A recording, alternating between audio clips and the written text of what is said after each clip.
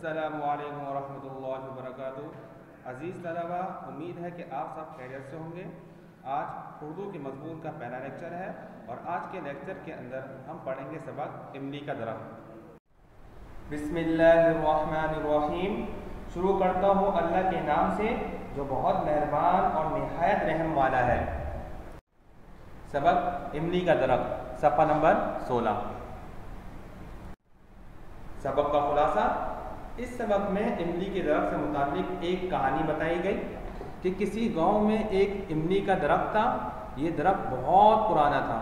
गांव के बड़े बुजुर्ग कहते थे कि ये दरख्त हम बचपन से ही ऐसा ही देख रहे हैं। वो दरख्त गांव वालों के बहुत काम आता था। गर्मियों की शदीद गर्मी में गांव के लोग और गांव से गुजरने वाले मुसाफिर इस दरख्त के साए में आराम करते। इसी वजह से गांव के लोग इस दरख्त को मुसाफिर नवाज भी कहते थे। इंसान तो इंसान, ये दरख्त परिंदों को भी फ़ायदा पहुंचाता।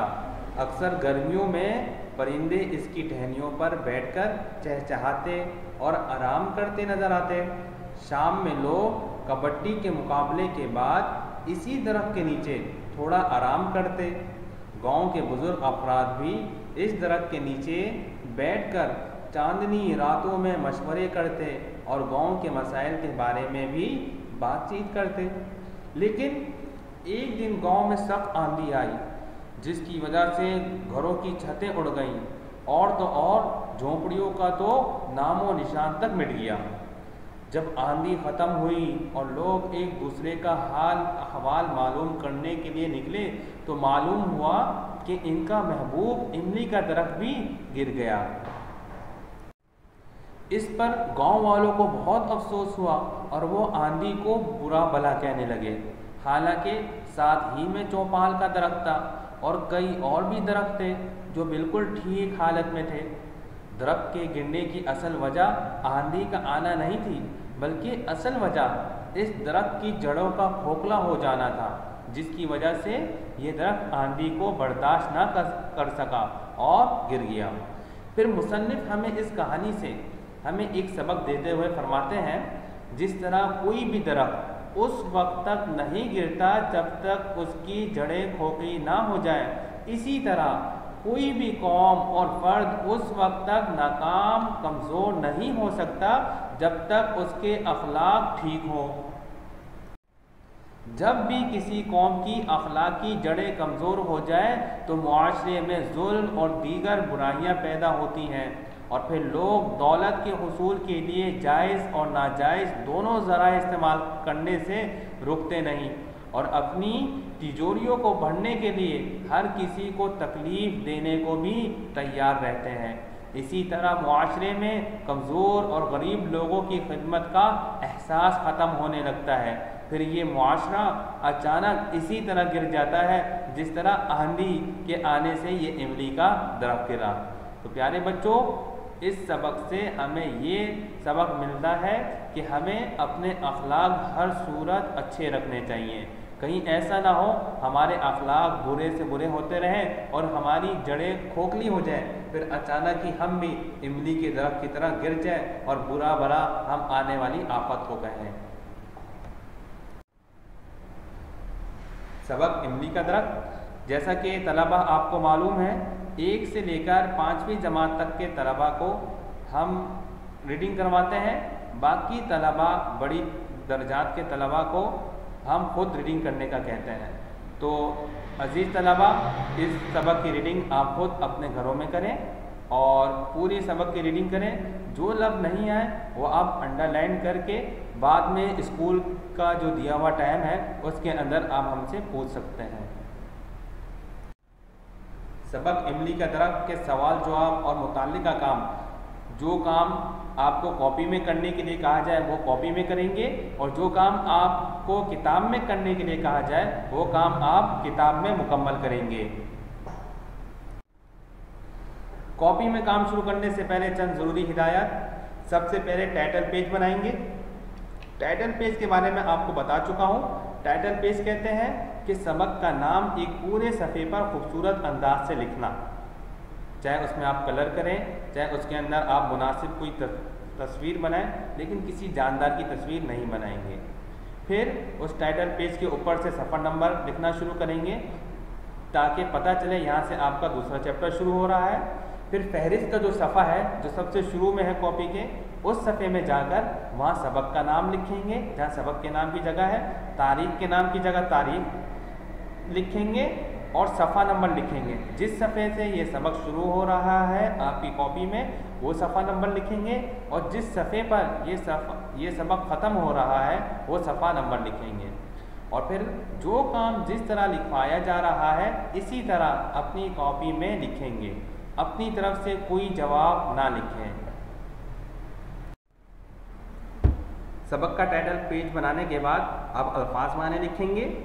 मैंने अल्फाज माने के 4 कॉलम बनाए हैं, आप सिर्फ 2 कॉलम बनाएंगे।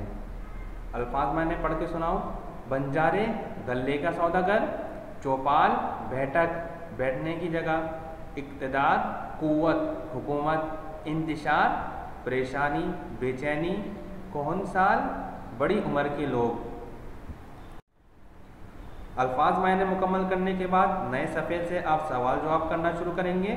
सवाल जवाब की सबसे पहले ऊपर हेडिंग डालेंगे, उसके बाद से आप सवाल जवाब करना शुरू करेंगे। सवाल नंबर 1, दर्ज झेल दिए गए सवालात के जवाब लिखिए। अलिफ, मुसन्निफ़ ने दरख्त को मुसाफिर नवाज क्यों कहा? जवाब, मुसन्निफ़ ने दरख्त को मुसाफिर नवाज इसलिए कहा क्योंकि वो हर एक आने जाने वाले के लिए गर्मी में धूप से बचाता है और ठंडी हवा का सबब बनता है, और ख़ास तौर पर मुसाफिर लोग दरख्तों के नीचे बैठकर आराम करते हैं। बे, गांव के लोगों को दरख्त क्यों अजीज़ था? जवाब, गांव के लोगों को दरख्त इसलिए अजीज़ था क्योंकि उन लोगों का बचपन इसी दरख्त के साए में गुजरा था। बच्चे पत्थर मारकर इसके फल खाते, बुजुर्ग इसके नीचे बैठकर गांव के मामलात में मशवरा करते। गर्ज ये दरख्त हर किसी को फ़ायदा पहुंचाता था। कोहनसाल अफराद से क्या मुराद है? जवाब, कोहनसाल अफराद से मुराद बड़ी उम्र के बुजुर्ग लोग हैं। दाल, आंधी का गांव पर क्या असर हुआ? जवाब, आंधी का गांव पर यह असर हुआ कि लोगों के घरों के छप्पड़ उड़ गए, गरीबों के झोंपड़ों के निशान मिट गए, कई घरों में आग लग गई और गांव का सबसे पुराना इमली का दरख्त भी ज़मीन पर गिर पड़ा था। दरख्त गिरने की असल वजह क्या थी? जवाब, दरख्त गिरने की असल वजह इसकी जड़ों का खोखलापन था, क्योंकि इसी दरख्त के पास चौपाल का दरख्त था, वो बिल्कुल सही सलामत था। रात भर आंधी की चोटें सहता रहा मगर इसको कुछ नहीं हुआ। वाओ, कौम के अखलाक बिगड़ जाएं तो उसमें कौन कौन सी खराबियां पैदा हो जाती हैं? जवाब, जब कौम के अखलाक बिगड़ जाएं तो लोग अपने मफाद को तरजीह देते हैं और अपने मफाद को पूरा करने के लिए हर वो नाजायज़ तौर तरीके अपनाते हैं। बदआमाली और बदकारी का दौरा होता है, इंसाफ उड़ जाता है और मुल्क में निफाक और इंतशार पैदा हो जाता है और आम लोगों की ज़िंदगी दुश्वार हो जाती है। सवाल नंबर 3, दर्ज झेल अल्फाज व मुहावरात को अपने जुमलों में इस्तेमाल कीजिए। अता पता, मसरूफ़ लोगों का कोई अता पता नहीं होता। खोखली, जब दरख्त की जड़ें खोखली हो जाएं तो वो फल देना बंद कर देता है। आँखें देखना, इंसान को हमेशा अच्छे लोगों से आँखें देखना चाहिए। आँखें देखना एक मुहावरा है, इसका मतलब है बैठना, सोहबत। कूच कर जाना यानी चले जाना।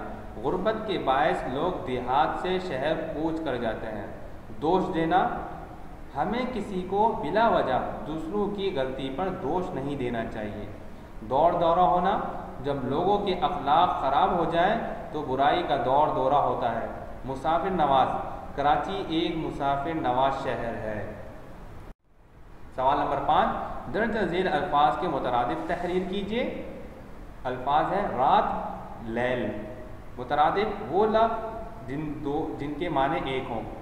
ठीक है, जैसे रात का माना भी रात होता है और लैल का माना भी रात है, इन दोनों के माने एक है। दुख, दर्द, दुश्वार, मुश्किल, दरख्त, शजर।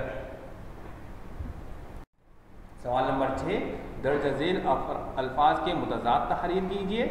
अल्फाज ज़िद, ख़िज़ा, बहार, अमीर, गरीब, खुशी, गमी, सवरना, बिखरना, आसान, मुश्किल, इत्तिफाक, इंतिशार, जायज़, नाजायज़।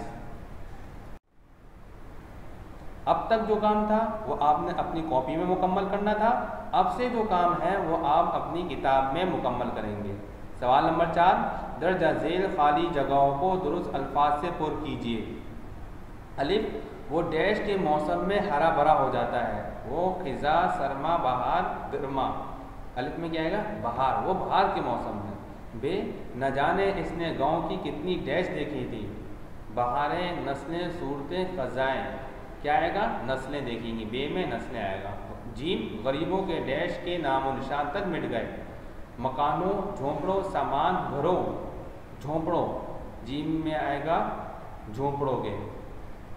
दाल, जब किसी कौम के अखलाक बिगड़ जाएं तो लोग अपनी डैश को मुकद्दम समझते हैं। दाल में क्या आएगा? ज़ात, कौम, बाद, दौलत। दाल में आएगा ज़ात।